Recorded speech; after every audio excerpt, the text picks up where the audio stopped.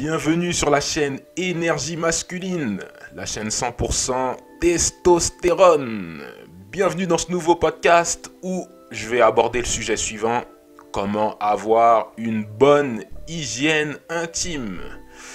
Et oui, l'hygiène intime, notamment avant un rapport, c'est super important. Et on ne veut pas justement avoir affaire déjà à une partenaire qui a des parties intimes qui dégagent une odeur on va dire de poissonnerie. Donc ça, on veut surtout pas de ça. Donc il faut aussi que de notre côté, on sache faire la part des choses. Et donc, si tu as envie notamment de recevoir une gâterie, on va dire, digne de ce nom, il faut assurer le côté hygiène pour que les choses se passent de la meilleure des façons. Donc là, je voulais parler de quelques règles élémentaires d'hygiène, ou en tout cas rappeler, puisqu'on est tous censés normalement les connaître, quelques règles d'hygiène d'hygiène élémentaire, donc d'hygiène intime pour un homme. Donc là, je vais parler de 5 règles de base. Donc la première règle, déjà, c'est de prendre soin de nettoyer ses parties génitales au moins 2 fois par jour. Ça peut être au moment où tu prends ta douche, que ce soit le matin ou bien le soir. Donc ça, c'est la première des règles, la règle de base. Donc ça, tu vas pas apprendre... En fait, je t'apprends rien quand je te dis ça. La deuxième règle, déjà, là, ça va être de s'épiler. Déjà, c'est plus soigneux. Déjà, esthétiquement, je pense que c'est plus propre, le fait de s'épiler au niveau des poils pubiens. Et puis, apparemment, parce que je lisais un papier là avant de vous sortir ce podcast. Et apparemment, le fait d'avoir des poils pubiens un peu trop durs, notamment lorsqu'on fait usage un préservatif, ça peut, le fait d'avoir des poils pubiens un peu trop rigides, ça peut entraîner une déchirure du préservatif. Et bon, on veut surtout éviter ce genre de situation. Donc important de garder ces poils pubiens rasés, ou en tout cas très courts, quoi.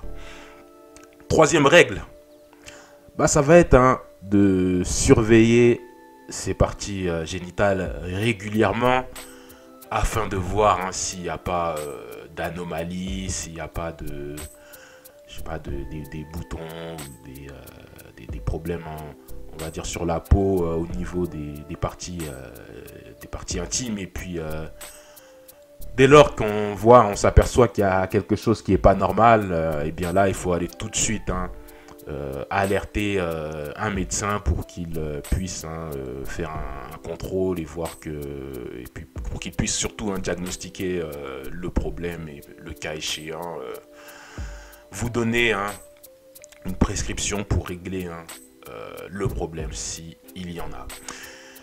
Quatrième règle, là il va s'agir de sous-vêtements. Donc jamais porter un caleçon, un boxer pendant, 2, 3, 4, 5 jours ou une semaine. Ça, c'est interdit. Puisque déjà, ça va dégager des odeurs. Et en plus, les sous-vêtements, ça se change tous les jours. Et si possible, c'est mieux d'utiliser des sous-vêtements en coton plutôt que, vous savez, là, les matières un peu en plastique, là. Et ça, c'est pas... c'est un peu c'est dangereux, ça peut causer des problèmes de peau. Donc de préférence, les sous-vêtements en coton, c'est préférable. Et c'est bien aussi d'avoir dans sa garde-robe un certain nombre de caleçons pour avoir on va dire de quoi tenir plusieurs jours. Et également, quand on a un caleçon troué, lorsqu'il y a un petit trou qui apparaît sur son caleçon, sur son boxer, on le jette et on le remplace. On ne reste pas avec ce genre de sous-vêtements en mauvais état. Enfin, la cinquième règle, c'est le fait de manger sainement.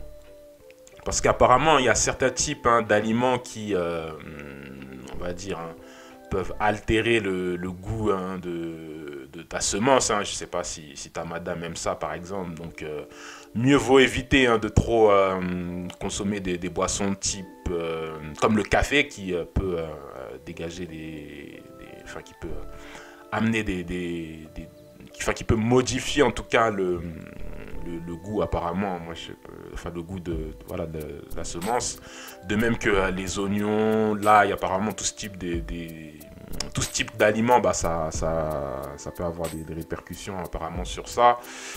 Et puis aussi bien manger, bah c'est la garantie d'avoir un sperme, on va dire, de meilleure qualité pour ceux-là qui projettent ou qui sont en train de réfléchir à avoir des enfants. Donc voilà pour les 5 règles. Et je vais en rajouter une autre aussi pour terminer. Et ça, ça va surtout concerner les personnes qui sont pas circoncis. Donc si c'est pas le cas, si vous n'êtes pas circoncis, apparemment, après je force personne, moi je suis qui pour parler de ça, mais apparemment ça peut être une bonne mesure à prendre, le fait d'aller d'être circoncis. Donc apparemment ça a un impact, ça améliore la qualité de sa vie sexuelle, j'ai pu lire ça. Et puis apparemment même aussi en matière d'hygiène, c'est plus correct d'après ce que j'ai pu entendre.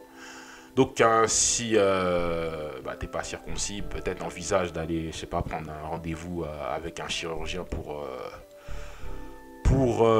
s'occuper de ça. Donc voilà par rapport à ce sujet. N'hésite pas à me dire ce que t'en penses. Sinon, je vais m'arrêter là et puis on va essayer de revenir avec un nouveau sujet. Allez, ciao!